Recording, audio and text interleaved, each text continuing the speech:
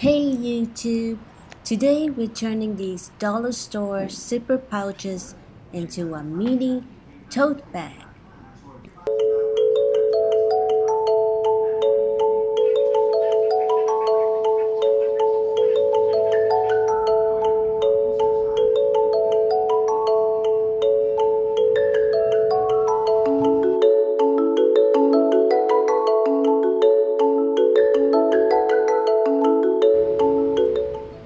First we're going to tidy up these zipper pouches.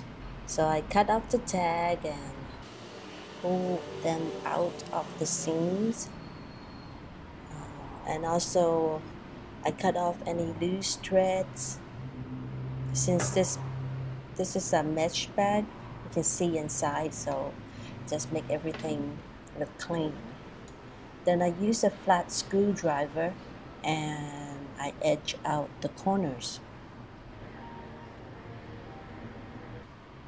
I also took off the zipper pulls.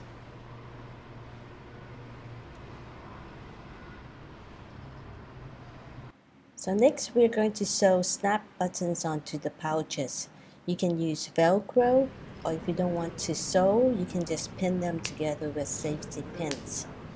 The snaps will keep all the pouches together as one bag. So my snap buttons came in a row. I'm going to sew the female side onto one side of the pouch and the male side onto the other side.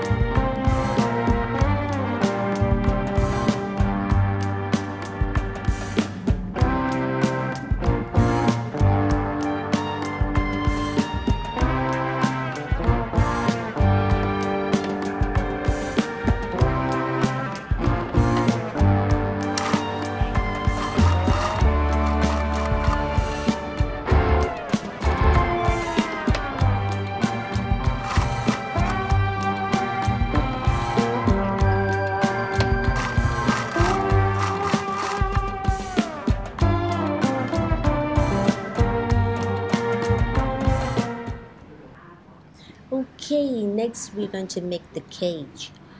So I will show you how to draft it out in paper at the end of the video so that you can make it for whatever size your pouches are.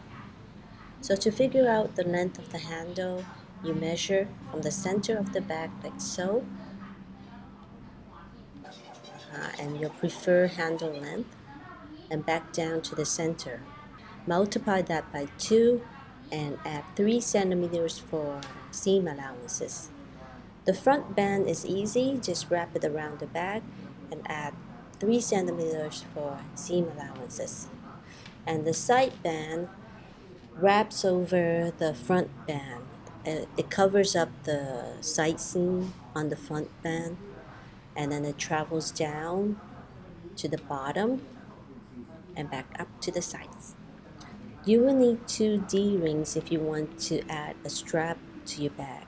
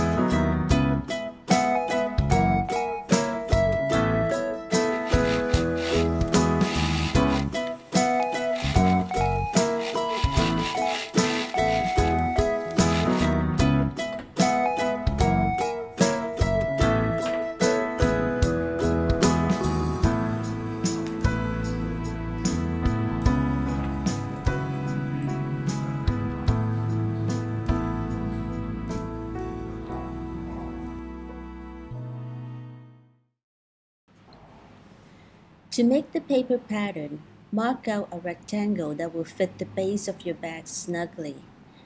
Making a paper pattern will help you see what your bag will look like, and you can make changes and take measurements, so it's a good idea to start with one.